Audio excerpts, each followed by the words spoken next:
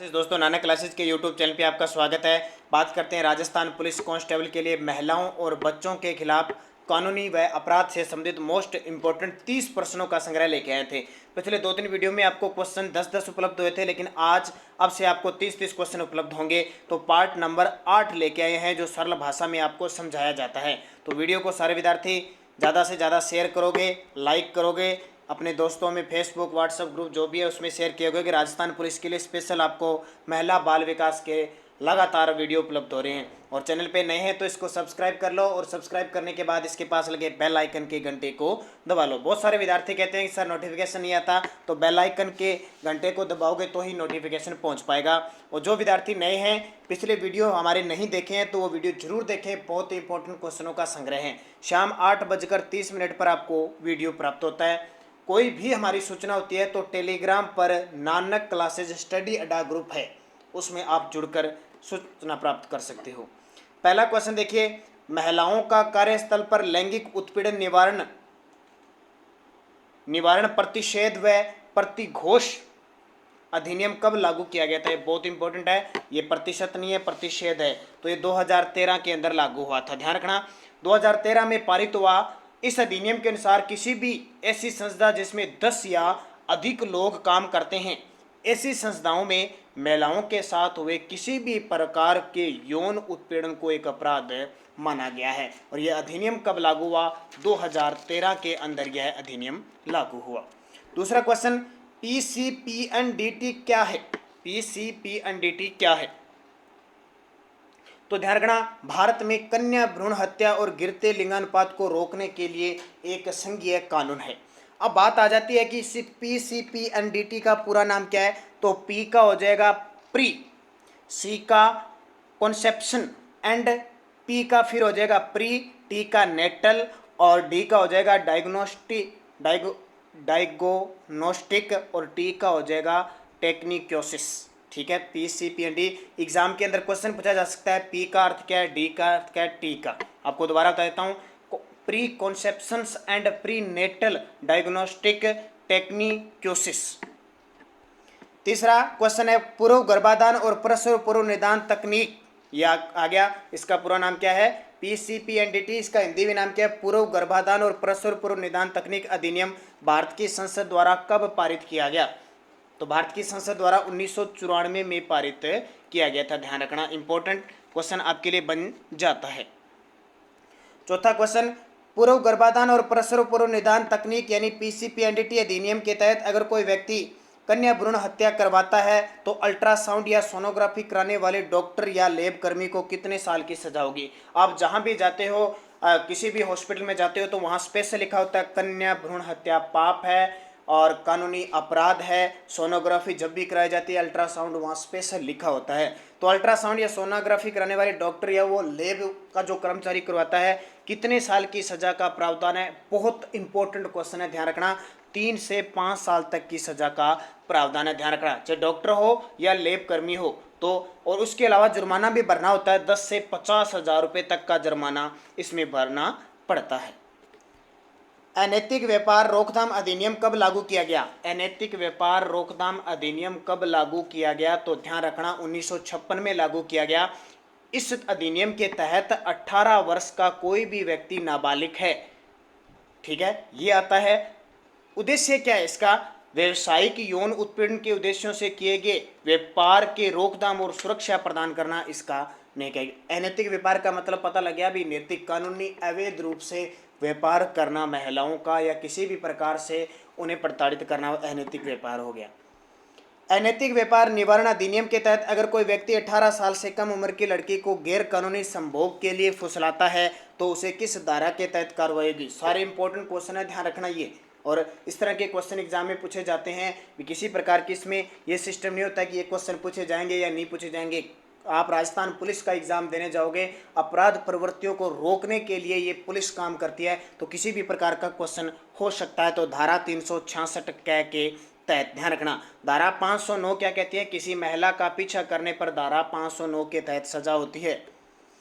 अनैतिक व्यापार निवारण अधिनियम के अंतर्गत महिला विशेष के तहत विदेशी लड़की का आयात करता है और यह जानते हुए कि उसके साथ गैर कानूनी संभोग किया जाएगा और उसे मजबूर किया जाएगा, ऐसा करने पर उसे किस धारा के तहत सजा मिलेगी। कितना इंपॉर्टेंट है, ध्यान रखना।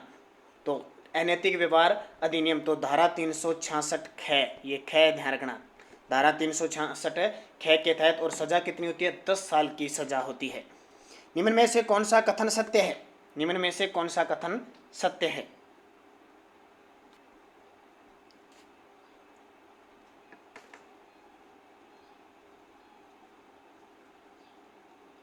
तो ध्यान रखना ये तीनों ही गलत है। चौथा ऑप्शन यहाँ मिल नहीं पाया। चौथा ऑप्शन है दहेज की मांग के लिए जुर्माना, दहेज की मांग के लिए जुर्माना, धारा 3, ये सही है। चौथा ऑप्शन टेक्निकल कोई वजह होगी, लिखा नहीं गया शायद। वेश्यावृत्ति आदि के लिए बच्चों को बेचना, ये नहीं है, तीनों ही गलत है। दहेज की मांग के लिए जुर्माना धारा 3 के अंतर्गत है, ये सही है। महिला व बाल विकास मंत्रालय द्वारा मानव तस्करी रोकथाम सुरक्षा पुनर्वास बिल लोकसभा में कब पारित किया गया। महिला व बाल विकास मंत्रालय द्वारा, और मुझे कमेंट करके बताओगे वर्तमान में हमारे देश की महिला व बाल विकास मंत्री कौन है और हमारे राजस्थान की महिला व बाल विकास मंत्री कौन है। तो सही जवाब 18 जुलाई 2018 को, ध्यान रखना 18 जुलाई 2018 को, और राज्यसभा में 26 जुलाई 2018 को। बाल व किशोर श्रम अधिनियम कब लागू किया गया, बालक व किशोर श्रम अधिनियम कब लागू किया गया, यह भी आपके लिए इंपॉर्टेंट है। तो ये लागू किया गया 1986 के अंदर। कब, 1986 के अंदर लागू किया। और इसमें होता क्या है कि इस अधिनियम के धारा 3 के तहत 14 वर्ष की आयु तक के बालक में किसी प्रकार का खतरनाक और गैर खतरनाक कार्य कराना संज्ञेय अपराध है। नेक्स्ट क्वेश्चन है घरेलू हिंसा से महिलाओं का संरक्षण अधिनियम 2005 कब लागू हुआ। घरेलू हिंसा से महिलाओं का संरक्षण अधिनियम 2005 लागू कब हुआ। तो ये ध्यान रखना, ये लागू हुआ 26 अक्टूबर 2006 को। राष्ट्रीय महिला आयोग अधिनियम पारित हुआ, राष्ट्रीय महिला आयोग अधिनियम तो 31 जनवरी 1992 को लागू हुआ था। राष्ट्रीय महिला आयोग अधिनियम 1990 में कुल कितनी धाराएं हैं। तो लगभग आपको क्वेश्चन उपलब्ध करवाए जा रहे हैं, एक टॉपिक से एक टॉपिक के कुछ 5-7 क्वेश्चन, ताकि आपको याद रख सकें। तो इसका सही जवाब हो जाएगा 17 धाराएं हैं। राष्ट्रीय महिला आयोग अधिनियम की किस धारा में आयोग का गठन उपबंधित है। राष्ट्रीय महिला आयोग अधिनियम में किस धारा में आयोग का गठन उपबंधित है, भी आयोग का एक गठन किया गया, वो कौन सी है, धारा 3। घरेलू हिंसा से महिला संरक्षण अधिनियम में घरेलू हिंसा परिभाषित है किस धारा में। घरेलू हिंसा से महिला संरक्षण अधिनियम में घरेलू हिंसा परिभाषित है, तो इसका सही जवाब है धारा 3। तो सारे विद्यार्थी वीडियो को शेयर करोगे ज़्यादा से ज़्यादा और लाइक करोगे, आपको सुबह 7 बजे Rajasthan current plus India current affairs का स्पेशल वीडियो उपलब्ध होता है हमारा। और टेलीग्राम पर जो नानक क्लासेस स्टडी अड्डा ग्रुप बना हुआ है, उसमें लगातार क्वेश्चन भी आपको कंप्यूटर के अलग से जीके के क्वेश्चन उपलब्ध हो रहे हैं। तो सारे विद्यार्थी शेयर करोगे ज़्यादा से ज़्यादा और लाइक करना ही करना है। सर्वप्रथम भारतीय संविधान में बच्चों व महिलाओं की सुरक्षा पर ध्यान कब दिया गया। तो 1950 में दिया गया। भारतीय दंड संहिता यानी आईपीसी एक व्यापक कानून कब लागू किया गया। आईपीसी की धाराएं कब लागू की गई, तो ध्यान रखना 1860 के अंदर। भारतीय दंड संहिता के किस धारा के तहत अगर किसी महिला का पीछा करने पर उसे सजा होगी।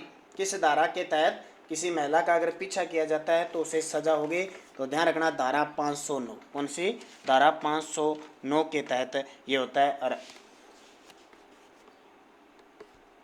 किसी महिला के साथ सामूहिक बलात्कार करने पर आईपीसी के तहत कितने वर्ष की सज़ा होती है। अगर किसी महिला के साथ सामूहिक बलात्कार किया जाता है तो आईपीसी के धारा के तहत कितने वर्ष की सज़ा होगी, तो ध्यान रखना 20 वर्ष की सज़ा होगी। कितने, 20 वर्ष। ये क्वेश्चन बहुत इंपॉर्टेंट है, अक्सर दिनचर्या और चर्चित रहते हैं इस तरह के क्वेश्चन। भारत में आपराधिक कानून के क्रियान्वयन के लिए दंड प्रक्रिया संहिता सीआरपीसी कब पारित किया गया। ये क्वेश्चन मैं आपको लगभग इनकी बातें सारी बता चुका हूँ। सीआरपीसी है, आईपीएसी है, क्योंकि पिछले 7-8 वीडियो मैंने डाल दिए, इससे पहले भी मैंने वीडियो डाल दिए। तो जो विद्यार्थी चैनल पे नए हैं उसको सब्सक्राइब कर लो और पीछे वाले वीडियो जरूर देखो, ताकि आपके लिए इम्पोर्टेंट होगा। तो ये कब लागू हुआ, तो ये लागू हुआ 1973 में। अब बात आती है सीआरपीसी। सीआरपीसी इसकी फुल फॉर्म क्या होती है, ध्यान रखना, code of criminal producer. Code of criminal producer. और इसकी दो जो CRPC होती है इसमें कानून की दो प्रक्रिया होती है। एक प्रक्रिया पीड़िता के संबंध में होती है, दूसरी प्रक्रिया आरोपी के संबंध में होती है, जो पुलिस जांच के दौरान अपनाती है। ध्यान रखना दोनों की बात। तो ये 1973 में लागू हुआ था और इसको यानी पारित हुआ तो 1973 में और लागू कब हो गया 1974 में। तो दोनों बातें आपके लिए इंपॉर्टेंट। भारतीय साक्ष्य अधिनियम भारत सरकार द्वारा महिलाओं और बच्चों के प्रति होने वाले अपराध की रोकथाम के लिए कब पारित किया गया? भारतीय साक्ष्य अधिनियम भारत सरकार द्वारा। तो जल्दी से कमेंट कर दीजिए, शायद मैंने आपको पहले क्वेश्चन दिया था। तो इसका जो सही जवाब हो जाएगा वो हो जाएगा 1872 में। तो भारतीय साक्ष्य अधिनियम 1872 की धारा 53A लागू की गई, जिसमें अपराध करने पर धाराएं अलग अलग होती है, 354, 354 कै ख गै घै 376A। फिर क्वेश्चन है आपके लिए इंपॉर्टेंट, बादस उत्पीड़न से तंग आकर महिलाओं द्वारा जो अभद्र व्यवहार किया जाता है उनके द्वारा आत्महत्या के लिए प्रेरित करने वाली घटना निपटने के लिए किस धारा के अंतर्गत कानूनी अपराध है? किस धारा के अंतर्गत कानूनी अपराध होता है? ठीक है, ये बादस उत्पीड़न से तंग आकर, तो ये धारा कौन सी होती है? तो धारा होती है 304B। कौन सी धारा? 304B के अंदर अगर किसी बादस उत्पीड़ित से तंग आकर, तो आपके लिए इम्पोर्टेंट हो जाता है। तो कौन सी? अब आपको देखिए 304B, इसमें क्या होता है कि महिलाओं द्वारा आत्महत्या के लिए प्रेरित करने जो घटनाएं उठने के लिए कानूनी बनाया गया, एक प्रावधान किया गया, वो धारा 306 के अंदर आती है। और 498A क्या होता है? भारतीय दंड संहिता की इस धारा के अंतर्गत निर्ममता और दहेज के उत्पीड़न पर यह प्रावधान किया गया है। भारतीय दंड संहिता की किस धारा के अंतर्गत दहेज लेने या देने का अपराध है? भारतीय दंड संहिता के यानी IPC की धारा के अंतर्गत दहेज लेने और देने का अपराध का प्रावधान है। तो वो प्रावधान है धारा 3 के अंदर। किसमें? धारा 3 के अंदर है, ध्यान रखना। स्त्री अशिष्ट रूप प्रतिषेध अधिनियम कब लागू किया गया? स्त्री अशिष्ट प्रतिषेध अधिनियम कब लागू किया गया? तो ये लागू किया गया आपका 1986 के अंदर। सती प्रथा को रोकने, स्त्रियों की सुरक्षा के लिए सती रोकथाम अधिनियम राजस्थान सरकार द्वारा कब लागू किया गया? सती प्रथा को रोकने के लिए, स्त्रियों की सुरक्षा के लिए सती रोकथाम अधिनियम, तो ये 1900, ध्यान रखना ऑप्शन नहीं है यहाँ पे, 1987 के अंदर है। और लास्ट आपको पता है राजस्थान में सीकर जिले में, झुंझुनू जिले में जो सती मंदिर है, वहाँ पे अंतिम रूप से एक इधर जोधपुर की मान सिंह की पत्नी थी रूप कंवर। लास्ट बार रूप कंवर का सती होने का जो है वो प्रमाण मिलता है। उसके बाद में पूर्ण रूप से रोक लगा दी थी और सती जो मंदिर था, सती माता का मंदिर, वहाँ भी अब मेले पर रोक लगा दी है। तो 1987 नहीं, ध्यान रखना। घरेलू हिंसा से महिलाओं का संरक्षण अधिनियम भारत की संसद द्वारा कब पारित किया गया? तो भारत की संसद 2005 में और लागू 2006 में। घरेलू हिंसा से महिलाओं का संरक्षण अधिनियम के तहत अगर किसी महिला पर घरेलू हिंसा प्रताड़ित अपराध होता है तो उसे कितने साल की सजा होगी? तो उसे 1 साल की सजा होगी। और PCPND एक्ट की फुल फॉर्म मैंने पहले आपको बताया था, कुछ विद्यार्थियों के समझ में नहीं आई, तो यहाँ आपको बढ़िया तरीके से समझ में आ जाएगी। ए ऑप्शन इसका सही है, preconception and the prenatal diagnostic techniques. अनैतिक व्यापार निवारण अधिनियम के अंतर्गत अगर कोई व्यक्ति विदेश से लड़की का आयात करता है और जानने उसके साथ गैरकानूनी संभोग किया जाएगा, ये दोबारा क्वेश्चन रिपीट कर दिया, तो 10 वर्ष की सजा है। और अंतिम, महिला व बाल विकास मंत्रालय द्वारा मानव तस्करी रोकथाम सुरक्षा पुनर्वास बिल सदन में कब पारित हुआ? तो ये 26 जुलाई 2018 को। 2 क्वेश्चन रिपीट आपके लिए दोबारा हो चुके हैं, तो थोड़ी सी हो सकता है कुछ कई बार सिस्टम ऐसा हो जाता है कि उन क्वेश्चनों को पहचान नहीं पाते हैं और दोबारा रिपीट कर दिए जाते हैं। तो ये 30 क्वेश्चन आपके लिए बहुत इंपॉर्टेंट, लगातार सप्ताह में 1 या 2 आपको ये लगातार वीडियो मिलते हैं। तो शाम 8:30 पर आपको वीडियो, एक कंप्यूटर, महिला बाल विकास, राजस्थान जीके, राजस्थान पुलिस के लिए बैपार्ट के अंदर जो इंडियन जीके आता है वो लगातार आपको उपलब्ध हो रहा है। बस आप लाइक शेयर करते रहो, सपोर्ट करते रहो। धन्यवाद। जय हिंद, जय भारत।